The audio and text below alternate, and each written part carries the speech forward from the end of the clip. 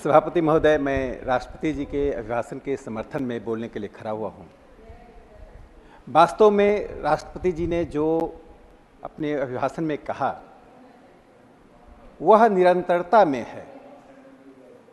2014 में जो परिवर्तन हुआ उस परिवर्तन की जो किरणें इस देश में कश्मीर से कन्याकुमारी तक दिखाई पड़ रही हैं, चाहे वह समाज हो या संस्कृति हो या अर्थव्यवस्था हो, चाहे देश के भीतर हो या देश के बाहर हो, वह जो सूर्योदय 2014 में हुआ उसकी किरणें सर्वत्र दिखाई पड़ रही हैं।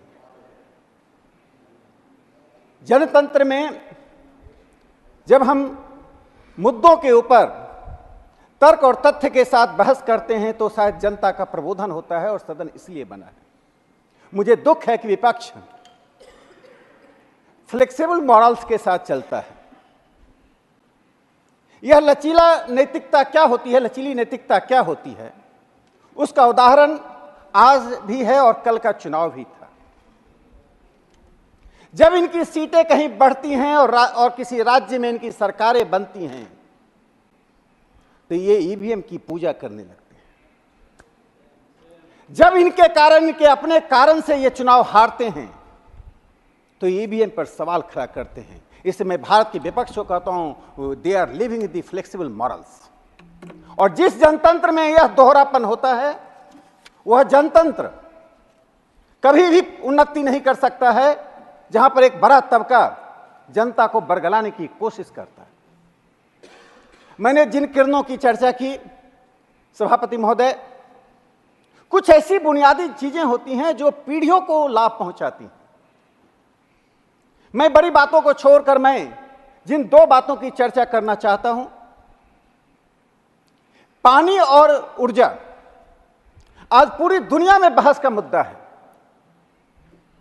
ये दो उदाहरण इसलिए मैं दे रहा हूं कि देश की जनता को यह पता चलेगा कि माननीय प्रधानमंत्री नरेंद्र मोदी जी ने अपनी दृष्टि से किस प्रकार से देश के उस आयामों को परिवर्तित किया है।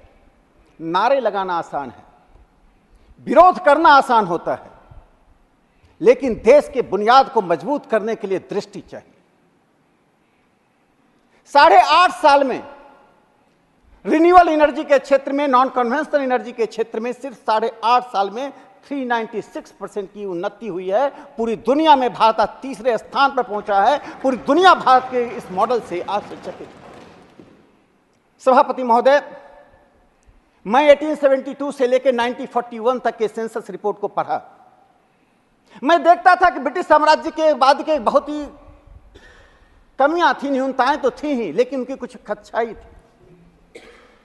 वे किसी भी समाज राज्य में जाकर सूक्ष्म स्तर पर सर्वेक्षण करते थे और अपनी जो बेस्ट टैलेंट होता था उसका उपयोग करते थे। भारत में वाटर बॉडीज का सर्वे कब हुआ था, कांग्रेस के लोगों को जवाब देना चाहिए, जो 5 दशकों तक इस देश में शासन करते रहे। ब्रिटिश साम्राज्य के दौरान 1921 में वाटर बॉडीज का सर्वे हुआ। उसके बाद से लेकर पहली बार 2018-19 में प्रधानमंत्री नरेंद्र मोदी जी के नेतृत्व में उनकी दृष्टि से देश के वाटर बॉडीज का सर्वे हुआ। प्रधानमंत्री जी ने पीढ़ियों के लिए पानी की आवश्यकता को समझा। जिस देश में 140 करोड़ का पॉपुलेशन हो और सिर्फ 4% पीने का स्वच्छ पानी हो, उस देश का प्रधानमंत्री, उस देश की सरकार यदि पीढ़ियों के लिए नहीं सोचती है, सिर्फ नारेबाजी में अगर सत्ता चलती है तो वह देश नहीं चल सकता है। और उस सर्वे में क्या आया, हमारे पास 24,24,570 24,24,570 वाटर बॉडीज हैं। आज उसको रिवाइव करने की लगातार कोशिश होती रही। तो मैं इन दो बातों के साथ एक तीसरी बात बताना चाहता हूं। प्रधानमंत्री नरेंद्र मोदी जी को मैं निष्पक्ष पक्षपाती कहता हूं। यह निष्पक्ष पक्षपाती क्या होता है? जब आप गरीबों के लिए, उन गरीबों में न जाति देखते हैं, न धर्म देखते हैं, न संप्रदाय देखते हैं, न क्षेत्र देखते हैं। चाहे 80 करोड़ वे गरीब जिनके तक अनाज पहुंचता है, 11 करोड़ वे लोग जहां पर टॉयलेट्स पहुंचता है। यह काम करने में प्रधानमंत्री जी ने जो किया, इससे मैं इनको कहता हूं कि दलितों के लिए, वंचितों के लिए, गरीबों के लिए, आदिवासियों के लिए खड़ा होने वाले प्रधानमंत्री निष्पक्ष पक्षपाती हैं। जो पक्षपात करते हैं तो गरीबों के लिए करते हैं, पक्षपात करते हैं तो उन हाशिए के लोगों के लिए करते हैं। इसे मैं माननीय प्रधानमंत्री जी का अभिनंदन करता हूं। इस देश की बुनियाद को बदलने के लिए संस्कृति से लेकर अर्थव्यवस्था तक उन्होंने महत्वपूर्ण कदम उठाए। सभापति महोदय, विपक्ष बार बार यह सवाल उठा रहा है संविधान का। मेरे पास वक्त कम है और विपक्ष तो यहां नहीं है, लेकिन देश के लोगों को कुछ बातें जाननी चाहिए। संविधान की बात कहने का हक तो उन्हें होता है जो संविधान की बुनियाद को मजबूत करते हैं। देश आजाद 1947 में हुआ। 15 अगस्त 1947 को देश आजाद हुआ और 5 महीने बाद क्या हुआ? 27 जनवरी 1948 को संविधान सभा में एच.वी. कामत जी ने एक सवाल उठाया। उस समय प्रधानमंत्री जवाहरलाल नेहरू थे। नेहरू जी का नाम सुनते ही विपक्ष संवेदनशील हो जाता है, लेकिन विपक्ष से हम पूछना चाहते हैं, श्री बी.डी. त्रिपाठी जी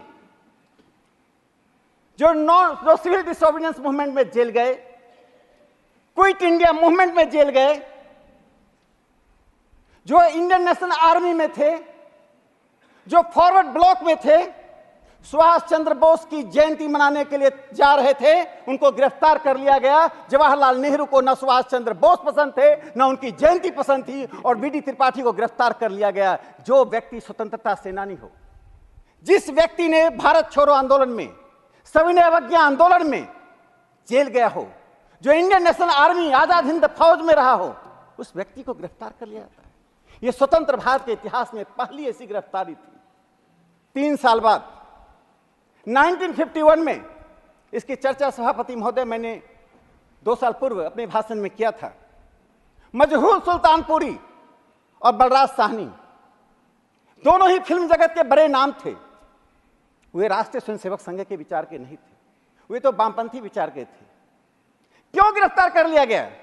मुंबई के मिल मजदूरों के बीच भाषण करते हुए मजहूर सुल्तानपुरी ने सिर्फ इतना ही कहा था कि कॉमनवेल्थ का दास है नेहरू। ऐसा क्यों नहीं कहा? ऐसा क्यों नहीं कहना चाहिए? भारत एक गणतंत्र था और भारत को कॉमनवेल्थ में घसीट कर लाने का काम जवाहरलाल नेहरू ने किया। जिस कॉमनवेल्थ का नेतृत्व एक राजा रानी के द्वारा हो रहा था, हम गणतंत्र का होकर एक राजा रानी के अंदर काम कर रहे थे। मजहूर सुल्तानपुरी को जेल भेज दिया गया। 2 साल तक मजहूर सुल्तानपुरी जेल में। यह जो प्रक्रिया चली, मैं आपातकाल का एक घटना का जिक्र करना चाहता हूं। एक पत्रकार बी.एम. सिन्हा जेल गए थे। उस पत्रकार को जेल क्यों भेजा गया? सरकार चाहती थी कि वह पत्रकारों के बीच जासूसी करके सरकार को रिपोर्ट करें। बी.एम. सिन्हा ने अपने निष्पक्ष भावना से, निर्दोष भावना से, अपनी उस निष्पक्षता से सरकार के साथ ऐसा करने से इनकार कर दिया गया, जेल भेज दिए गए। बी.एम. सिन्हा की वृद्ध मां की मृत्यु हो गई। बी.एम. सिन्हा मां के मृत पार्थिव शरीर को देखना चाहते थे।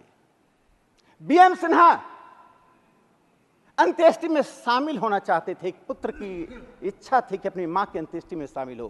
कांग्रेस की सरकार ने आपातकाल में बी.एम. सिन्हा एक पत्रकार को अपनी मां की अंत्येष्टि में शामिल होने से मना कर दिया। जिस आपातकाल में लगभग 60,000 से अधिक लोगों को जेल में बंद किया गया, बंद होने वाले अधिकांश लोग हमारी विचारधारा से जुड़े हुए थे। भूमिगत आंदोलन करने वाले आज हमारे देश के प्रधानमंत्री हैं। कई ऐसे मंत्रीगण हैं जो उसमें जेल में थे या भूमिगत आंदोलन चला रहे थे। उस वक्त धर्मवीर भारती ने एक छोटी सी कविता लिखी थी। ये लोग कितने कमजोर हैं। बंदूक की नोक पर शासन करने वाले लोगों पर धर्मवीर भारती की कविता कितनी अच्छी थी। उस कविता में धर्मवीर भारती जी ने लिखा, खलक खुदा का हुक्म बादशाह का, खबरदार हो जा, सभी अपने दरवाजों को अंदर से कुंडी लगाकर बंद कर ले, खिड़की के पर्दे गिरा लें, और अपने बच्चों को सड़क पर ना भेजें,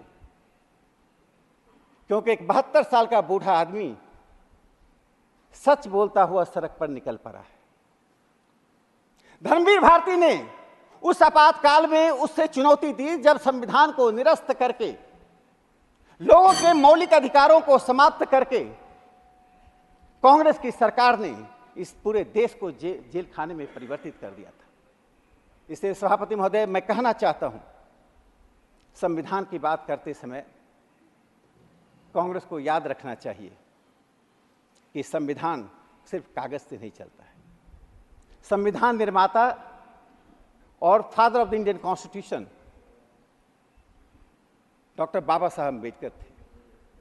बाबा साहब अम्बेडकर जब दूसरी बार संविधान सभा में आ रहे थे तो कांग्रेस ने उसका विरोध किया था। जिस बाबा साहब अम्बेडकर का आप बार बार नाम लेते, इसलिए मैं कहता हूं फ्लेक्सिबल मॉरल्स इनके पास है। वो क्यों विरोध किया और कैसे आए? हिंदू महासभा के जयकर जी ने संविधान सभा की अपनी सीट खाली की और जयकर जी की सीट खाली करने के बाद बाबा साहब अम्बेडकर संविधान सभा में आए। एमआर जयकर वो एक बड़े लॉयर थे, मुंबई में थे, हिंदू महासभा के सदस्य थे। राष्ट्रवादी विचारधारा के व्यक्ति ने बाबा साहब अम्बेडकर को संविधान सभा में लाने का अवसर दिया, अन्यथा उन्हें बाबा साहब अम्बेडकर को संविधान में भूमिका निभाने का अवसर नहीं मिलता। और अंत में मैं एक बात कहना चाहता हूं कि इस देश को जायदाद की तरह ट्रीट करने वाले कौन लोग थे।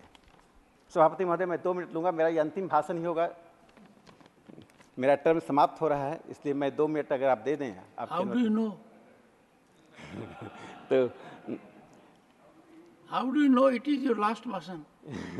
देखिए, आखिरी भाषण है, आप कैसे कह सकते हैं? देश में एक व्यवस्था होती है और निर्णय पार्लियामेंट्री डेमोक्रेसी में महत्वपूर्ण निर्णय कैबिनेट के द्वारा होता है। मैं इमरजेंसी की चर्चा नहीं करना चाहता हूं, जो चर्चा हो चुकी राष्ट्रपति जी ने पहले, जो आपने इसका उल्लेख किया नरीमन जी की ऑटोबायोग्राफी से। और मैं आज की परिस्थिति पर, मैं विदेश नीति पर कोई आपत्ति न बढ़े, ये माफ में सिर्फ इतिहास की एक घटना बताना चाहता हूं। हमारे माननीय विदेश मंत्री जी बैठे हुए हैं। बर्मा के राज्याध्यक्ष भारत आए, यूनू। उनको हम कुछ भी भेंट दे सकते हैं। मेरे घर कोई आएगा, मैं कुछ भी भेंट दे दूंगा। मेरे देश आएंगे तो मुझे भेंट देना होगा, और कोई महत्वपूर्ण भेंट देनी होगी तो मुझे कैबिनेट से अनुमति लेनी पड़ेगी। प्रधानमंत्री नरेंद्र मोदी जी ने उन प्रक्रियाओं को अपनाया, लेकिन जवाहरलाल नेहरू ने किस प्रक्रिया को अपनाया? कवाब वैली, जो 22,210 स्क्वायर किलोमीटर की है, उस कवाब वैली को, मणिपुर के उस महत्वपूर्ण घाटी को यूनो को दे दिया। कहां थी कैबिनेट? कहां था पार्लियामेंट? संसद और मंत्रिपरिषद को निरस्त करते हुए आप एक पूरी घाटी को पूरे देश को देते हैं। Please conclude. तो मैं अंत में यह कहना चाहता हूं कि जिस प्रक्रिया को अपनाया प्रधानमंत्री जी ने, बस 1 मिनट में समाप्त करता हूं। डीकोलोनाइजेशन एक महत्वपूर्ण विषय है। हम आजाद 47 में हुए, इस पर बड़ी चर्चा होगी और अभी डीकोलोनाइजेशन की लंबी प्रक्रिया चलेगी। प्रधानमंत्री जी को मैं कहना चाहता हूं, he is father of decolonisation of India. इसलिए मैं कहना चाहता हूं 1800 ऐसे कानूनों को समाप्त किया गया। उसमें एक कानून का उदाहरण देता हूं, एयरक्राफ्ट एक्ट 1934 में बना। उसमें पतंग उड़ाने के लिए अनुमति चाहिए, और यदि पतंग भी आपने उड़ा दिया तो 10 लाख का जुर्माना, 2 साल की कैद की सजा। 1934 का यह कानून। ऐसे सैकड़ों कानून, 1800 ऐसे कानूनों को समाप्त किया। लगभग 3400 कानूनों में डिक्रिमिनलाइज किया और 39 लाख कंप्लायंसेस को कम किया। इससे जो करता है वही इतिहास बनाता है।